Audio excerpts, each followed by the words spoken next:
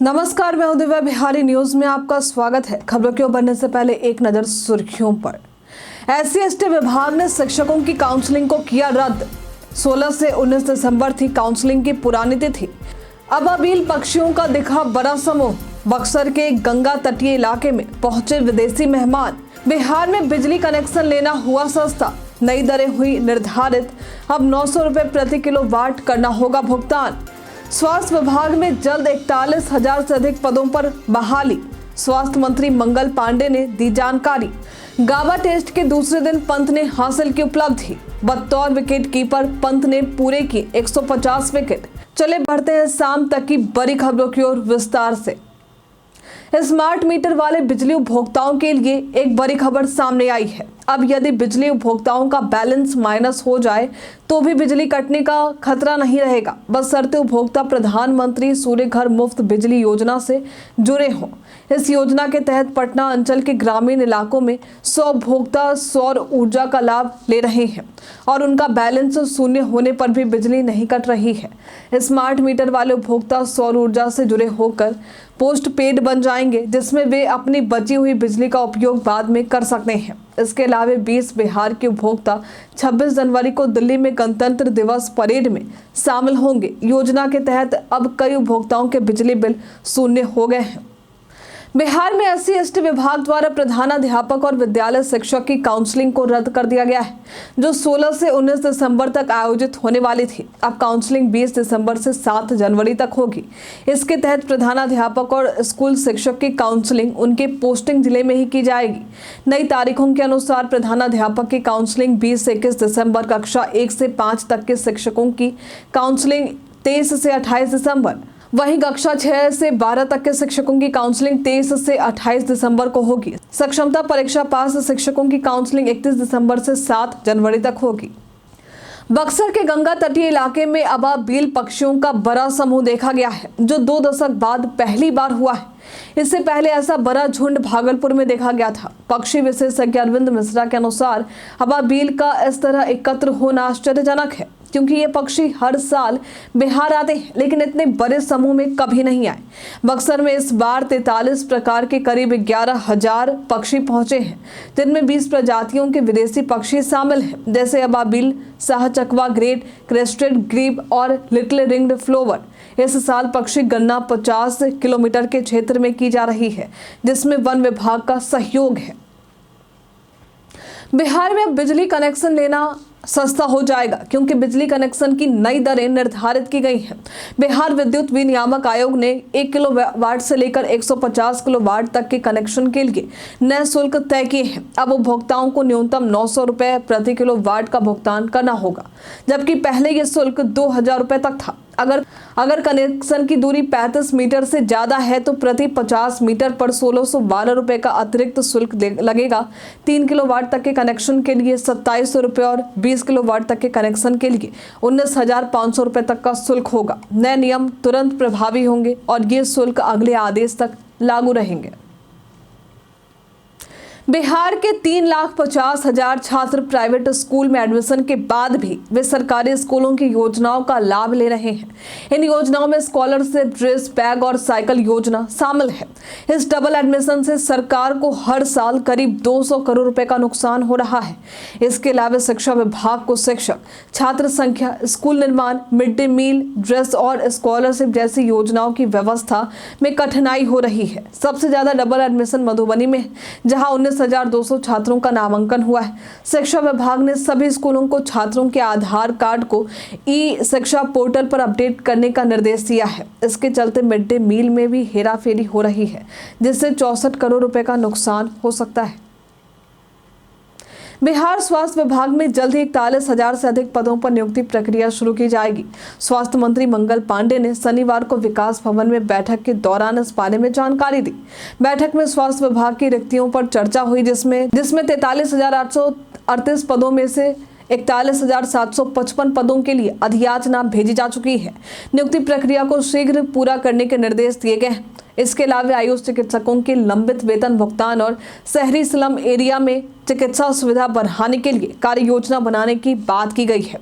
PMCH के शताब्दी वर्ष के मौके पर विश्व भर के चिकित्सकों को न्योता भेजने का भी निर्णय लिया गया है। बैठक में विकास आयुक्त प्रत्यय अमृत और अन्य वरिष्ठ अधिकारी भी मौजूद थे।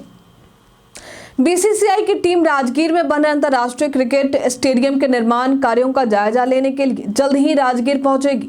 इसके साथ ही स्टेडियम में अंतर्राष्ट्रीय स्तर की पिच बनाने के लिए क्यूरेटर से भी संपर्क किया जाएगा। बीसीसीआई का सहयोग मैचों के लाइव प्रसारण पर भी मिलेगा। भवन निर्माण विभाग के सचिव कुमार रवि ने बीसीसीआई टीम के साथ समीक्षा बैठक की, जिसमें स्टेडियम के निर्माण में मानकों का पालन करने पर जोर दिया गया। 72,843 वर्ग मीटर क्षेत्र में बनने वाला ये स्टेडियम 40,000 दर्शकों की क्षमता में से लैस होगा। बैठक में बिहार क्रिकेट संघ के अध्यक्ष राकेश तिवारी और अन्य अधिकारी भी मौजूद थे।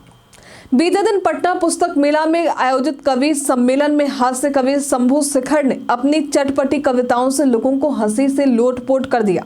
कवि सम्मेलन के बाद वे एक प्रकाशन स्टॉल पर गए, जहां उनकी नई पुस्तक चांद पर प्लॉट देखने को मिली। पुस्तक का हाल ही में विमोचन हुआ है और उसकी मांग बहुत बढ़ गई है। शंभू शेखर के स्टॉल पर पहुंचते ही पाठकों की भीड़ जुट गई और कुछ ही देर में चांद पर प्लॉट की 50 कॉपियां बिक गई। शंभू शेखर ने सभी कॉपियों पर हस्ताक्षर किए और पाठकों के साथ सेल्फी भी खिंचवाई। शंभू ने बताया कि उनकी ये पुस्तक प्रॉपर्टी डीलरों की धांधली और ठगी पर आधारित व्यंग्य नाटकों का संग्रह है।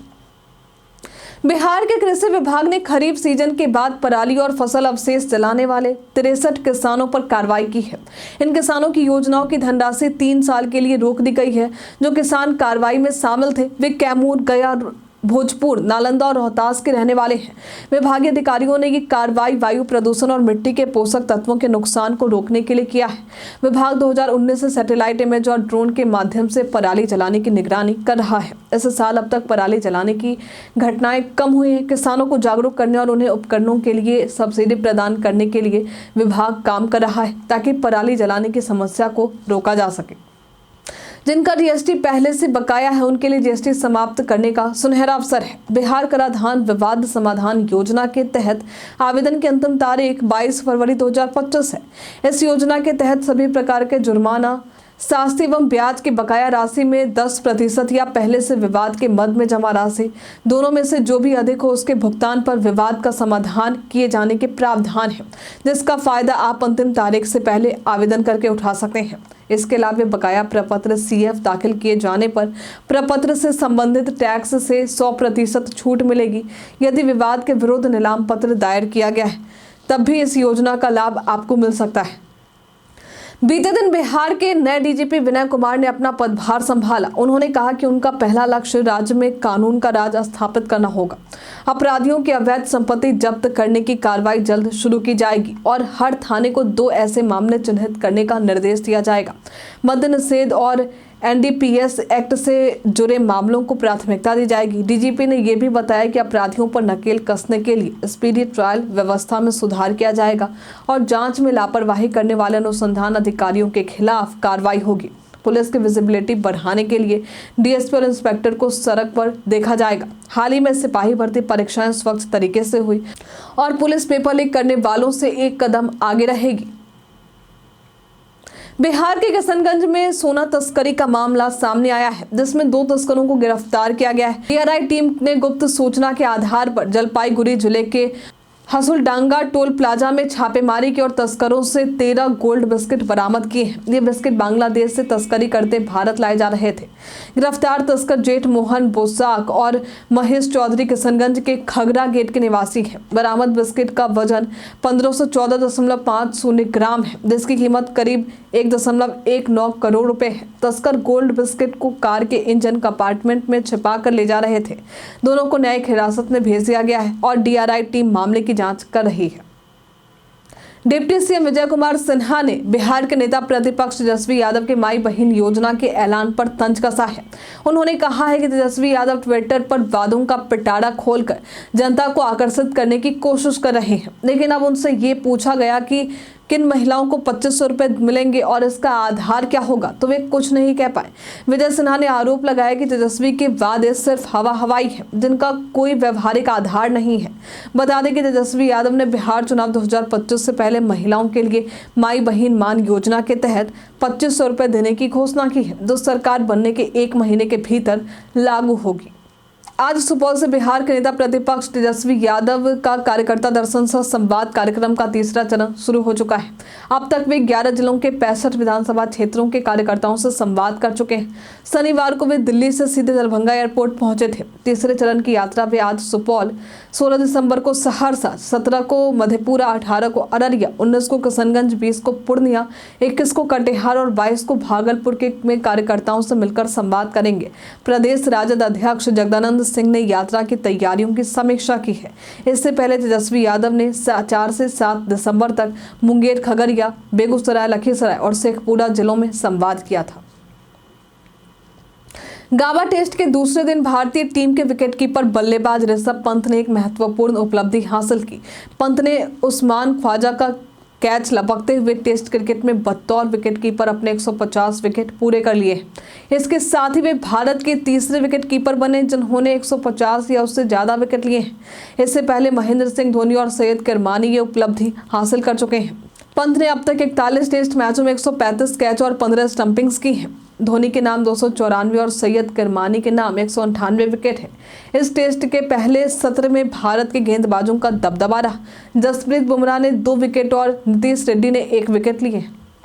बीते दिन हमारे द्वारा पूछे गए सवाल का आप लोगों में से बहुत सारे लोगों ने अपना जवाब हमें हमारे कमेंट सेक्शन बॉक्स में लिख कर दिया है। जिन्होंने हमारे द्वारा पूछे गए सवाल का जवाब, जिनके नाम है मोहम्मद साकिर हुसैन, पप्पू कुमार, दीपक कुमार, रवि मोहन वर्मा, आलोक प्रियदर्शी, कामेश्वर सिंह, रंजीत मिश्रा, अनवर करीम खान, नौशाद रजा, कुश कुमार यादव, मोहम्मद साकिर हुसैन, मोहम्मद समीर, राजकिशोर महतो, छोटू राजा, मोहम्मद खुर्शीद, सानवी गुप्ता।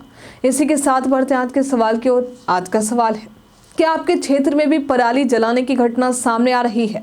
आप अपना जवाब हमें कमेंट में लिखकर जरूर बताइए। आज के लिए फिलहाल इतना ही। बिहार के तमाम खबरों के साथ बने रहने के लिए देखते रहे बिहारी न्यूज। और साथ ही अगर आप यूट्यूब से देखना है तो चैनल को लाइक करना और सब्सक्राइब करना। अगर आप फेसबुक से देखना है तो पेज को फॉलो करना ना भूलें।